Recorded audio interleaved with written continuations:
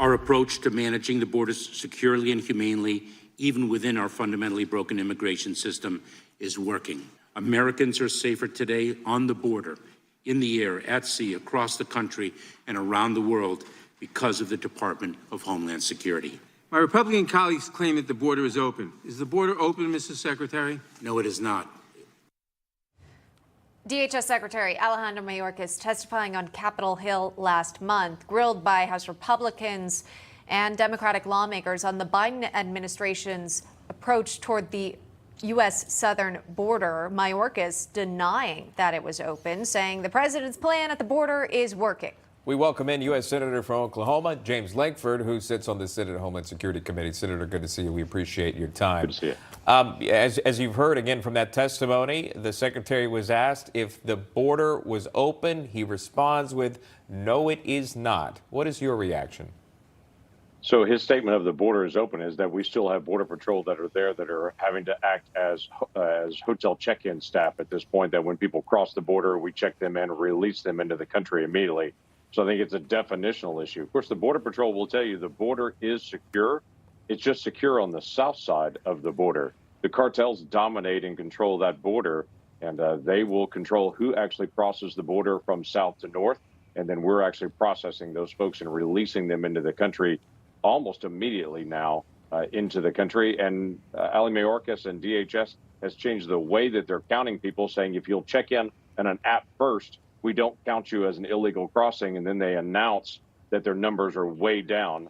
But it is frankly the same. If you check in the app, if you cross the border without doing the app, you're still released into the country. You're still here for 5 to 10 years before you get a court hearing. Nothing is really different. Yeah.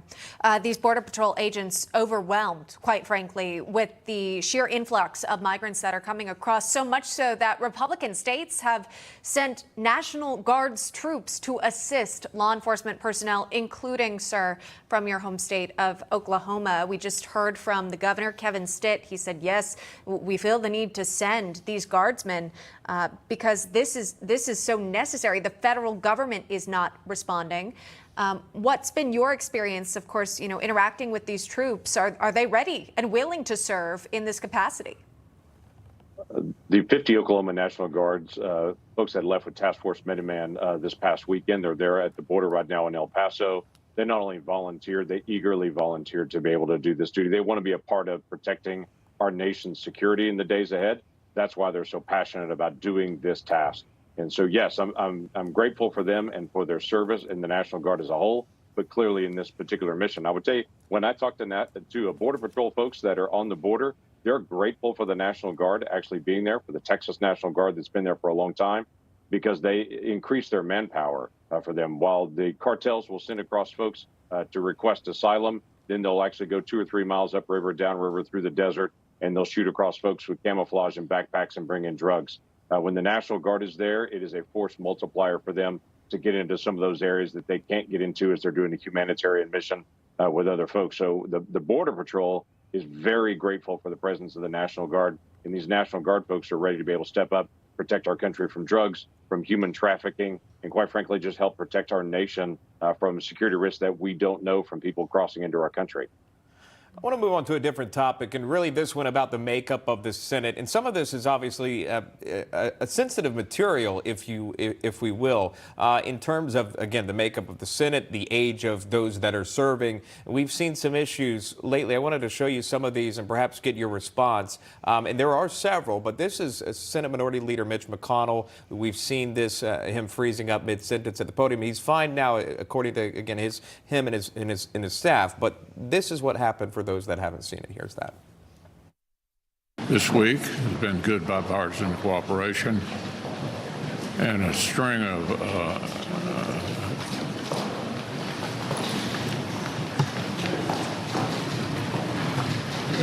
Wait a minute. Are you good? Mitch? Okay, Mitch. He's checking. Anything else you want to say, or should we just go back to your office? Do you want to say anything else to the press? And obviously a very disturbing moment to watch for really anyone. But it didn't stop there. Senator Dianne Feinstein appearing confused on a vote recently, needing help from staff. And here's this moment. Senator Feinstein.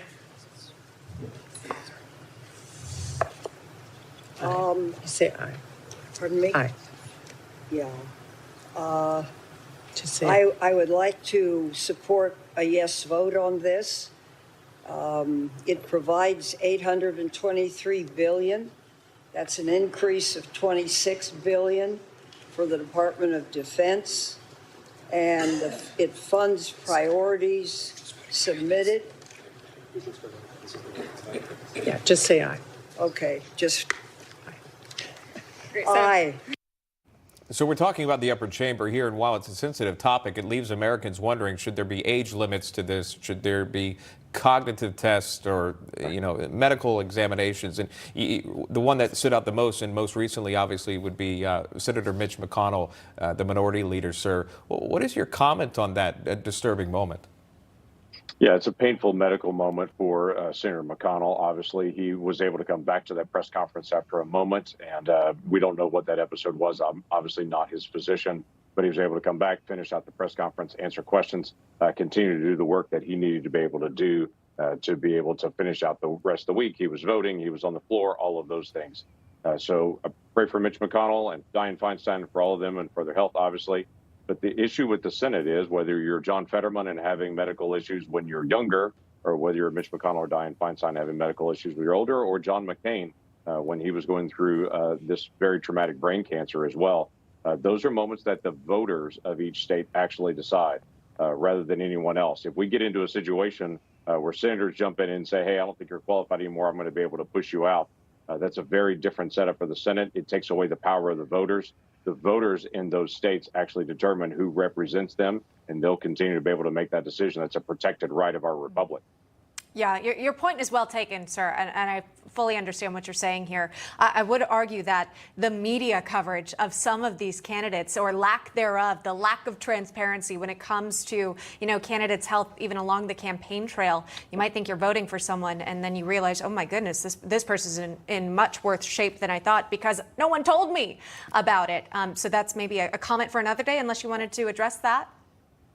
No, other than to say I'm feeling fine and doing very well. So thank you. Okay, good to know that update there. If we could move on to, again, a story based out of your home state. This is kind of fascinating here. The idea of public funding for religious schools. Oklahoma's doing something a little different.